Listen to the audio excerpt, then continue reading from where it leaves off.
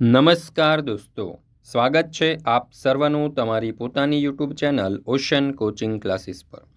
મિત્રો, આજે આપણે ધોરણ 7ની જે સ્વઅધ્યયન પોથીનો ભાગ 6 છે તે ભાગ 6ની અંદર આપણને વિજ્ઞાન વિષયનો જે પાઠ નંબર 11 આપેલો છે પ્રકાશ, તેનું સંપૂર્ણ સોલ્યુશન આપણે આ વિડીયોની અંદર જોવાના છીએ। મિત્રો, આપણી આ ચેનલ ઉપર ધોરણ 7ની અત્યાર સુધીની આ જે સ્વઅધ્યયન પોથીના જેટલા પણ પાઠો આવેલા છે તે જેટલા પણ ભાગ છે તે બધા જ પાઠ અને બધા જ ભાગના સંપૂર્ણ સોલ્યુશનના વિડીયો અને પીડીએફ મુકાઈ ચૂક્યા છે અને એ પણ એકદમ કલરફુલ ફોન્ટની અંદર છાપેલા અક્ષરોની અંદર। અને આ પ્રકારનું સોલ્યુશન તમને બીજી કોઈ જગ્યાએ જોવા મળશે નહીં। તો મિત્રો, અહીંયા તમે જોઈ શકો છો કે આ ધોરણ 7ની જે સ્વઅધ્યયન પોથી છે તેના દરેક ભાગના વિડીયો મુકાઈ ચૂક્યા છે, જેની લિંક પણ તમને નીચે ડિસ્ક્રિપ્શન બોક્સમાં મળી જશે, અથવા તો આપણી એપ્લિકેશન પર પણ મુકાઈ ચૂકી છે। જરૂરથી તેનો અભ્યાસ કરી લેજો। ચાલો દોસ્તો, તો જોઈએ આપણે ધોરણ 7 વિષય વિજ્ઞાન સ્વઅધ્યયન પોથી પાઠ નંબર 11 પ્રકાશ। ચાલો, એમાં સર્વપ્રથમ જોઈએ પ્રશ્ન નંબર 1। આપેલા પ્રશ્ન માટે યોગ્ય વિકલ્પ પસંદ કરી સાચા વિકલ્પની સામે ખરાની નિશાની કરો। પહેલો સવાલ, સફેદ પ્રકાશ 7 રંગોનો બનેલો છે, નીચેના રંગો પૈકી કયો રંગ તેમાં સમાવિષ્ટ નથી? તો જવાબ આવશે કાળો। બીજું, ખાલી જગ્યા વડે રચાતું પ્રતિબિંબ ચત્તુ, આભાસી અને વસ્તુના પરિમાણ કરતાં નાનું હોય છે? તો જવાબ આવશે અંતર્ગોળ લેન્સ। ત્રીજું, દાંતનું વિસ્તૃત પ્રતિબિંબ મેળવવા ડૉક્ટર ખાલી જગ્યાનો ઉપયોગ કરે છે? તો જવાબ આવશે અંતર્ગોળ અરીસો। ચોથું, એક સમતલ અરીસાની સામે 15 સેન્ટીમીટર અંતરે ઊભી રહેલી પહેલીને પોતાનું પ્રતિબિંબ પોતાનાથી કેટલા અંતરે દેખાશે? તો જવાબ આવશે 30 સેન્ટીમીટર। પાંચમું, અરીસા વડે મળતું પ્રતિબિંબ કઈ પ્રકાશીય ઘટનાને આભારી છે? તો જવાબ આવશે પરાવર્તન। છઠ્ઠું, લેન્સ વડે મળતું પ્રતિબિંબ કઈ પ્રકાશીય ઘટનાને આભારી છે? તો જવાબ આવશે વિભાજન। સાતમું, નીચેનામાંથી કોના વડે વાસ્તવિક પ્રતિબિંબ રચાય છે? તો જવાબ આવશે બહિર્ગોળ લેન્સ। આઠમું, વસ્તુ કરતાં મોટું પ્રતિબિંબ મેળવવા નીચેનામાંથી કોનો ઉપયોગ કરશો? તો જવાબ આવશે અંતર્ગોળ અરીસો। મિત્રો, ધોરણ 3થી 8ની જે નવી સ્વઅધ્યયન પોથી છે તે નવી સ્વઅધ્યયન પોથીના દરેકે દરેક ભાગના તમામ વિષયના સંપૂર્ણ સોલ્યુશનના વિડીયો અને પીડીએફ આપણી ચેનલ ઉપર મુકાઈ ચૂક્યા છે। તો જરૂરથી આ વિડીયો અને પીડીએફનો અભ્યાસ કરી લેજો। તમારી પ્રથમ સત્રાંત પરીક્ષા, દ્વિતીય સત્રાંત પરીક્ષા માટે પણ આ ખૂબ જ ઉપયોગી સાબિત થશે। અને હવે તો પીડીએફ પણ તમે વોટ્સઅપ પર મેળવી શકો છો, તો જરૂરથી પીડીએફ મેળવી અને તેનો અભ્યાસ કરી લેજો। ત્યાર પછી આગળ નીચેના પ્રશ્નોના જવાબ ટૂંકમાં આપો। એમાં 9મો સવાલ, મીનાનો રૂપિયો અંધકારમાં ક્યાંક ખોવાઈ ગયો છે, રૂપિયો શોધવા મીનાએ શું કરવું પડશે? તો જવાબ આવશે મીનાએ રૂપિયો શોધવા માટે ટોર્ચ અથવા તો અન્ય પ્રકાશ સ્ત્રોતનો ઉપયોગ કરવો પડશે, કારણ કે પ્રકાશ વગર વસ્તુઓ દેખાતી નથી। 10મો સવાલ, રીનાને અંજવાળું કરવા માટે કઈ કઈ વસ્તુઓ ઉપયોગી થશે? તો રીનાને અંજવાળું કરવા ટોર્ચ, મીણબત્તી, ફાનસ, દીવો, બલ્બ વગેરે વસ્તુ ઉપયોગી થશે। 11મો સવાલ, તળાવ કિનારે આંબાનું ઝાડ છે, તળાવના પાણીમાં આ ઝાડનું પ્રતિબિંબ જોઈ શકાશે, શા માટે? તો જવાબ આવશે કે હા, તળાવના પાણીમાં આંબાનું ઝાડનું પ્રતિબિંબ જોઈ શકાશે, કારણ કે શાંત અને ચોખ્ખા પાણીની સપાટી પ્રકાશના પરાવર્તનને કારણે પ્રતિબિંબ બનાવે છે।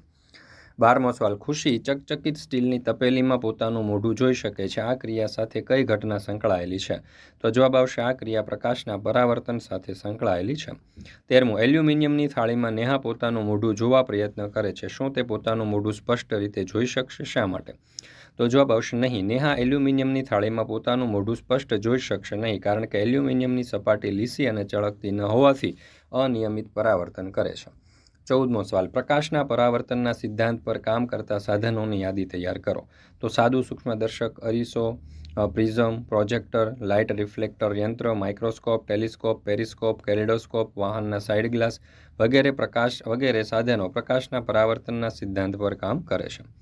15મો સવાલ, સોહાએ જમણા કાનમાં કડી પહેરી છે, તે અરીસામાં પોતાનું મોઢું જોતા આ કડી તેને ડાબા કાનમાં પહેરેલી દેખાય છે, આવું શા માટે બને છે?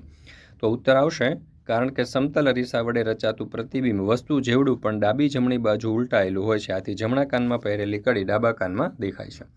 ત્યાર પછી છે 16મો સવાલ, એલ્યુમિનિયમના આગળના ભાગમાં લખાણ શા માટે એમ્બ્યુલન્સના આગળના ભાગમાં લખાણ શા માટે ઊંધું લખવામાં આવે છે? તો ઉત્તર, જ્યારે આગળના ભાગમાં ગતિ કરતા વાહનોના ડ્રાઈવર તેમના રિયર વ્યૂ મિરરમાં પાછળ આવતી એમ્બ્યુલન્સ પર લખેલો શબ્દ સીધો વાંચી શકે અને એમ્બ્યુલન્સને આગળ જવા માટે ઝડપથી રસ્તો કરી આપે એટલા માટે।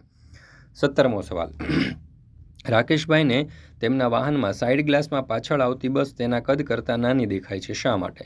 તો જવાબ આવશે વાહનના સાઇડ ગ્લાસ તરીકે બહિર્ગોળ અરીસાનો ઉપયોગ થાય છે, જેના દ્વારા મળતું પ્રતિબિંબ આભાસી, ચત્તુ અને નાનું હોવાથી બસ તેના કદ કરતાં નાની દેખાય છે।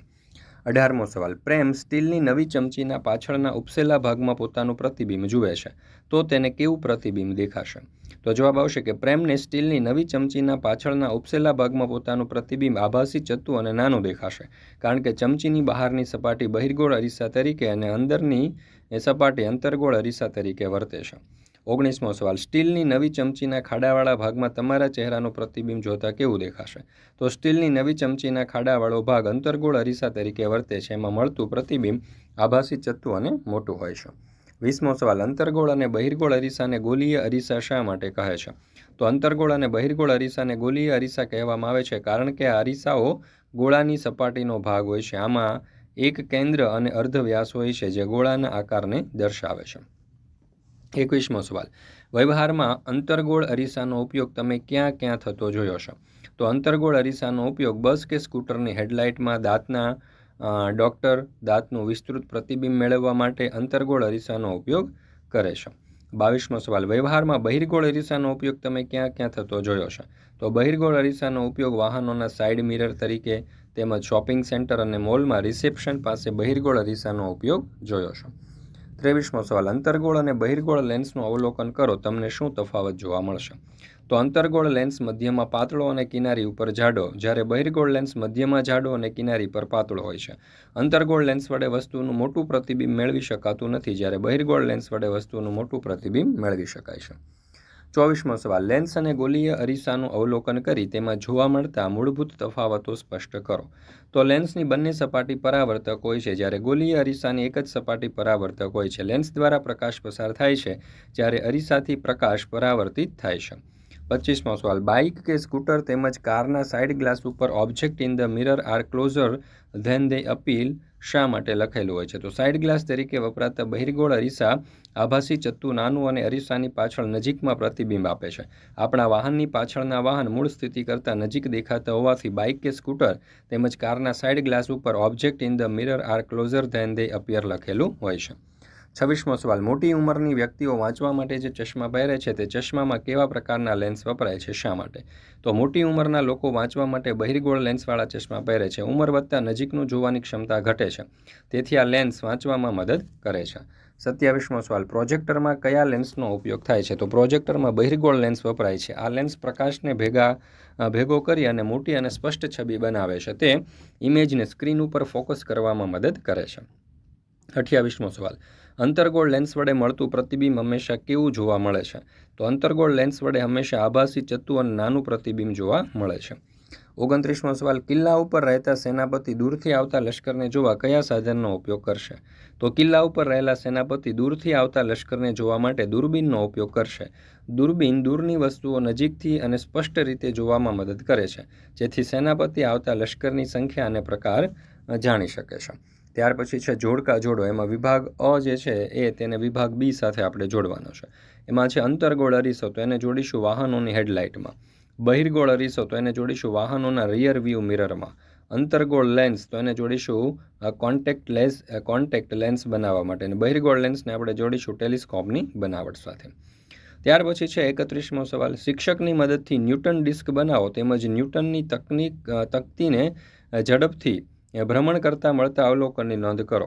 તો જોઈએ અવલોકન. ન્યૂટને આ પ્રયોગ દ્વારા બતાવ્યું કે સફેદ પ્રકાશ 7 રંગોનો બનેલો છે. જ્યારે ડિસ્ક ફરે છે ત્યારે 7 રંગો મગજમાં ભળી જાય છે અને આપણને સફેદ રંગ દેખાય છે. ત્યાર પછી છે 32મો સવાલ, આભાસી અને વાસ્તવિક પ્રતિબિંબ આપતા ઉપકરણોને વર્ગીકૃત કરો. ચાલો, તો એમાં આભાસી પ્રતિબિંબમાં આવશે સમતલ અરીસો, બહિર્ગોળ અરીસો અને અંતર્ગોળ લેન્સ, જ્યારે વાસ્તવિક પ્રતિબિંબમાં આવશે અંતર્ગોળ અરીસો અને બહિર્ગોળ લેન્સ. ત્યાર પછી છે 33મો સવાલ, સમતલ અરીસાથી ડેવિડનું પ્રતિબિંબ 5 મીટર અંતરે છે. જો ડેવિડ અરીસા તરફ 1 મીટર જેટલો ખસે તો ડેવિડ અને તેના પ્રતિબિંબ વચ્ચેનું અંતર કેટલું થાય? તો ડેવિડ અને તેના પ્રતિબિંબ વચ્ચેનું અંતર 8 મીટર હશે.